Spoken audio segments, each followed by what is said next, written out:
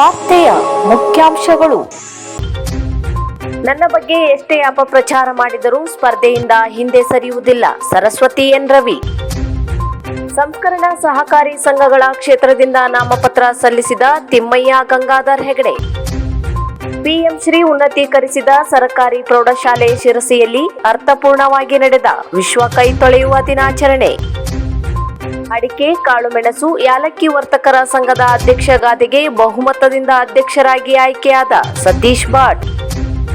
ನಾಮಪತ್ರ ಪರಿಶೀಲನೆ ಯಾವ ಕಾರಣಕ್ಕೂ ನ್ಯಾಯಬದ್ಧವಾಗಿಯೇ ನಡೆಯಬೇಕು. ಇಲ್ಲವಾದಲ್ಲಿ ಎಂತಹ ಪ್ರತಿಭಟನೆಗಾದರೂ ನಾವು ಸಿದ್ಧ. ಶಿವರಾಮ್ ಹೆಬ್ಬಾರ್.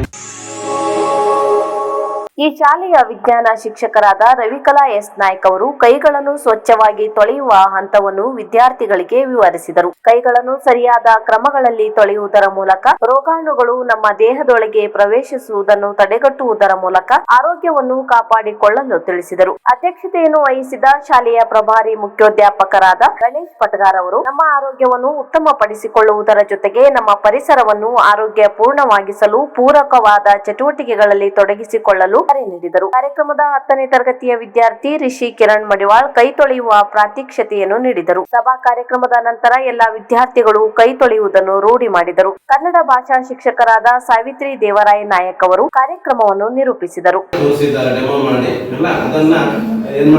ಅನ್ವಯಿಸಿಕೊಂಡು ಅದರ ಉಪಯೋಗವನ್ನು ಸರಿಯಾಗಿ ತೆಗೆದುಕೊಂಡು ಆರೋಗ್ಯಪೂರ್ಣವಾದಂತಹ ನಮ್ಮ ಪರಿಸರವನ್ನ ನಿರ್ಮಾಣ ಮಾಡೋಣ ಅಂತ ಹೇಳಿ ಹಾರೈಸ್ತೇನೆ. ಈಗ ಕೆಲವು ಮಕ್ಕಳು ಸಾಕೆ ಹೋಗಿದೆ.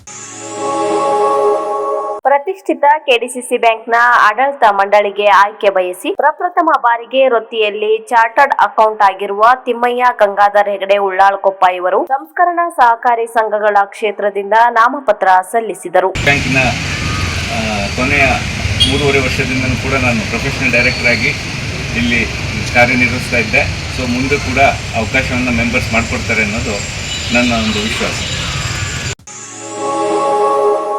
ಕೆಡಿಸಿಸಿ ಬ್ಯಾಂಕ್ನ 105 ವರ್ಷಗಳ ಇತಿಹಾಸದಲ್ಲಿ ಒಬ್ಬ ಮಹಿಳೆಗೂ ನಿರ್ದೇಶಕಿಯಾಗಲು ಅವಕಾಶ ಸಿಗದೇ ಇರುವುದರಿಂದ ಮಹಿಳಾ ಪ್ರಾತಿನಿಧ್ಯತೆಯನ್ನು ಪ್ರತಿಪಾದಿಸುವ ಉದ್ದೇಶದಿಂದ ಪ್ರಥಮ ಬಾರಿಗೆ ಸ್ವತಂತ್ರ ಅಭ್ಯರ್ಥಿಯಾಗಿ ಚುನಾವಣೆಗೆ ಸ್ಪರ್ಧಿಸುತ್ತಿದ್ದೇನೆಯೇ ಹೊರತು ಯಾವುದೇ ವ್ಯಕ್ತಿ ಅಥವಾ ಬಣದ ಪ್ರತಿನಿಧಿಯಾಗಿ ಅಲ್ಲ ಎಂದು ಸಹಕಾರಿ ಸರಸ್ವತಿ ಎನ್ ರವಿ ಅವರು ನಡೆಸಿದ ಪತ್ರಿಕಾಗೋಷ್ಠಿಯಲ್ಲಿ ಸ್ಪಷ್ಟಪಡಿಸಿದರು. ದಿನದಿಂದ ದಿನಕ್ಕೆ ಚುನಾವಣೆ ಕಾವು ಏರುತ್ತಿರುವ ಹಿನ್ನೆಲೆಯಲ್ಲಿ ಕೆಲವು ಕಿಡಿಗೇಡಿಗಳು ನಾನು ಬಣಗಳ ಪ್ರತಿನಿಧಿಯಾಗಿ ಸ್ಪರ್ಧಿಸಿದ್ದೇನೆ, ಸಂದರ್ಭ ನೋಡಿ ನಾಮಪತ್ರ ಹಿಂಪಡೆಯುತ್ತೇನೆ ಎಂದು ಸಹಕಾರಿ ಮತದಾರರಿಗೆ ತಪ್ಪು ಸಂದೇಶ ನೀಡುತ್ತಿರುವುದು, ಅನಾವಶ್ಯಕ ಅಪಪ್ರಚಾರ ಮಾಡುತ್ತಿರುವುದು ನನ್ನ ಸ್ಪರ್ಧೆಯನ್ನು ಹತ್ತಿಕ್ಕುವ ಪ್ರಯತ್ನವಾಗಿರುತ್ತದೆ. ನಾನು ಮಹಿಳಾ ಪ್ರಾತಿನಿಧ್ಯ ಎಲ್ಲಾ ಸಹಕಾರಿ ಸಂಘಗಳಿಗೂ ಸಮಾನ ಅವಕಾಶಗಳು ಸಿಗಬೇಕೆಂಬ ಸಾಮಾಜಿಕ ನ್ಯಾಯಕ್ಕಾಗಿ ಚುನಾವಣೆಗೆ ಸ್ಪರ್ಧಿಸಿದ್ದೇನೆಯೇ ಹೊರತು ಯಾವುದೇ ಒತ್ತಡ ಅಥವಾ ಆಮಿಷಕ್ಕೆ ಒಳಗಾಗಿಲ್ಲ ಎಂದು ಹೇಳಿದರು. ನನಗೆ ಯಾವುದೇ ಅರ್ಹತೆ ಇಲ್ಲ, ಹಾಗೆ ನನಗೆ ಯೋಗ್ಯತೆ ಇಲ್ಲ ಅನ್ನೋ ರೀತಿಯೆಲ್ಲ ಒಂದಷ್ಟು ಮಾತುಗಳು ಕ್ಷೇತ್ರದಲ್ಲಿ ಕೆಲವರು ಹೊರಡ್ತಾ ಇರೋದು ನನ್ನ ಗಮನಕ್ಕೆ ಬಂತು. ಆ ಹಿನ್ನೆಲೆಯಲ್ಲಿ ಅದನ್ನು ಕ್ಲಾರಿಫೈ ಮಾಡೋದಕ್ಕಾಗಿ ಇವತ್ತಿನ ಪತ್ರಿಕಾಗೋಷ್ಠಿಯನ್ನು ಕರೆದಿದ್ದೇನೆ. ಮನೆಯರೆ, ನಾನು ಕಳೆದ 20 ವರ್ಷಗಳಿಂದ ಸೋಷಿಯಲ್ ಫೀಲ್ಡ್ ಮತ್ತು ಸಹಕಾರಿ ಕ್ಷೇತ್ರದಲ್ಲಿ ಕೆಲಸ ಮಾಡ್ತಾ ಇದ್ದೇನೆ. ಕಳೆದ 11 ವರ್ಷಗಳಿಂದ ಆಳವಾಗಿ ಸಹಕಾರಿ ಕ್ಷೇತ್ರದಲ್ಲಿದ್ದೇನೆ. ನಮ್ಮ ಸ್ಕಾಡೆಸ್ ಮಹಿಳಾ ಸೌಹಾರ್ದ ಸಹಕಾರಿಗೆ 3ನೇ ಅವಧಿಗೆ ನಾನು ಅಧ್ಯಕ್ಷರಾಗಿ ಕೆಲಸ ಮಾಡ್ತಾ ಇದ್ದೇನೆ. ಉತ್ತರ ಕನ್ನಡ ಜಿಲ್ಲಾ ಸೌಹಾರ್ದ ಸಹಕಾರಿಗಳ ಒಕ್ಕೂಟದ ಪ್ರಮೋಟರ್ ಆಗಿ ಡೈರೆಕ್ಟರ್ ಆಗಿ 5 ವರ್ಷ ಕೆಲಸ ಮಾಡಿದ್ದೇನೆ. ಸ್ಟೇಟ್ ಸೌಹಾರ್ದ ಫೆಡರಲ್ಗೆ 2017ರಿಂದ 2022ವರೆಗೂ ಚುನಾಯಿತ ಡೈರೆಕ್ಟರ್ ಆಗಿ ಸೌಹಾರ್ದ ಫೆಡರಲ್ಗೆ ಕೆಲಸ ಮಾಡಿದ್ದೇನೆ. ಈ ರೀತಿ ಸುಮಾರು 11 ವರ್ಷಗಳಿಂದ ತಳಮಟ್ಟದಲ್ಲಿ, ಜಿಲ್ಲಾ ಮಟ್ಟದಲ್ಲಿ, ರಾಜ್ಯ ಮಟ್ಟದಲ್ಲಿ ಸಕ್ರಿಯವಾಗಿ ಆಳವಾಗಿ ಸಹಕಾರಿ ಕ್ಷೇತ್ರದಲ್ಲಿ ತೊಡಗಿಸಿಕೊಂಡಿದ್ದೇನೆ. ನಾನು ನಿಲ್ಲಕ್ಕೆ ಇನ್ನೊಂದು ಮುಖ್ಯ ಉದ್ದೇಶ ಏನು ಅಂತಂದ್ರೆ, ಇನ್ನೂ ತನಕ ಒಬ್ಬರದು ಮಹಿಳೆಯರ ಪ್ರಾತಿನಿಧ್ಯ ಆಗಿಲ್ಲ ಕೆಡಿಸಿಸಿ ಬ್ಯಾಂಕಲ್ಲಿ. ಒಬ್ಬರು ಕೂಡ ಹೆಣ್ಣು ಮಕ್ಕಳು 105 ವರ್ಷಗಳಲ್ಲಿ ಒಬ್ಬರು ಕೂಡ ಹೆಣ್ಣು ಮಕ್ಕಳು ಇನ್ನೂ ತನಕ ನಿರ್ದೇಶಕರು ಆಗಿಲ್ಲ ಅನ್ನೋದು ಒಂದು ವಿಚಾರ. ಇನ್ನೊಂದು ಕೆಡಿಸಿಸಿ ಬ್ಯಾಂಕ್ ಮತ್ತೆ ನಮ್ಮ ಏನು ಪ್ರಾಥಮಿಕ ಸಹಕಾರಿಗಳಿದ್ದಾರೆ ಅವರುಗಳ ಮಧ್ಯೆ ಒಂದು ಎಲ್ಲೋ ಗ್ಯಾಪ್ ಇದೆ. ಅದು ಅಡಿಕೆ, ಕಾಳುಮೆಣಸು, ಯಾಲಕ್ಕಿ ವರ್ತಕರ ಸಂಘದ ಅಧ್ಯಕ್ಷ ಗಾದೆಗೆ ನಡೆದ ಚುನಾವಣೆಯಲ್ಲಿ ಸತೀಶ್ ಭಟ್ ನಾಡಗುಳಿ ಬಹುಮತದಿಂದ ಆಯ್ಕೆಯಾಗಿದ್ದಾರೆ. ಹಿಂದಿನ ಅವಧಿಗೂ ಅಧ್ಯಕ್ಷರಾಗಿ 5 ವರ್ಷ ಯಶಸ್ವಿಯಾಗಿ ಪೂರೈಸಿದ ಅವರು ಈ ಬಾರಿ ಕೂಡ 2ನೇ ಬಾರಿ ಸ್ಪರ್ಧಿಸಿ ಬಹುಮತದಿಂದ ಗೆಲುವು ತಮ್ಮದಾಗಿಸಿಕೊಂಡು ಅಧ್ಯಕ್ಷರಾಗಿ ಆಯ್ಕೆಯಾಗಿದ್ದಾರೆ.